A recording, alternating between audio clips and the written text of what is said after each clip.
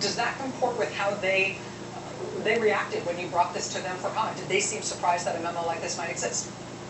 Well, the only thing that we really knew at the time was that we were one of the few people that were onto this, and that we were the only people that were asking the White House about it. I wouldn't want to get into what the back and forth was with them was, but you know, as they did deny it. And one White House official said to me that we should point out the fact that the Deputy FBI Director McCabe did testify when he was up on Capitol Hill last week that there had been no, problems with the White House meddling in the investigation.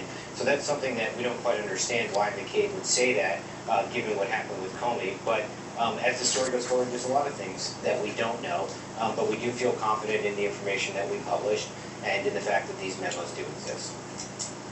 Mike Schmidt of the New York Times, who is the sole byline on this incredible bombshell tonight. I feel like I'm overusing the word bombshell, but they just keep going off. Mr. Schmidt, congratulations on the scoop. Thank you for helping us understand it. Thanks for having me. All right.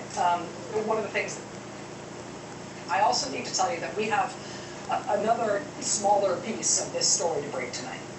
I'm going to explain this in more detail a little deeper in the show tonight, but let me just give you the bottom line right now. NBC News can confirm tonight that another subpoena has now been issued in the ongoing federal investigations into Donald Trump's campaign and his associates.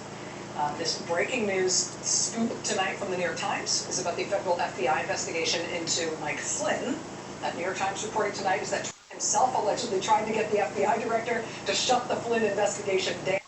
Since that meeting where that conversation allegedly took place on February 14th, it has been reported since that the Senate Intelligence Committee subpoenaed documents related to Mike Flynn for its investigation in the Senate. It has also since been reported that the U.S. Attorney's Office in the Eastern District of Virginia sent out grand jury subpoenas related to Mike Flynn.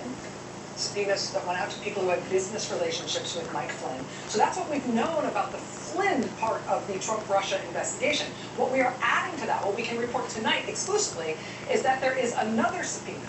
It is part of a federal criminal investigation. And this new subpoena is not about Mike Flynn. It's about former Trump campaign chairman Paul Manafort. This new subpoena we can report tonight relates to a loan taken out by Paul Manafort immediately after he resigned from the Trump campaign under a cloud of suspicion about his ties to pro-Putin political interests in Ukraine. The Wall Street Journal reported late on Friday night that the Department of Justice was looking into Paul Manafort's banking records.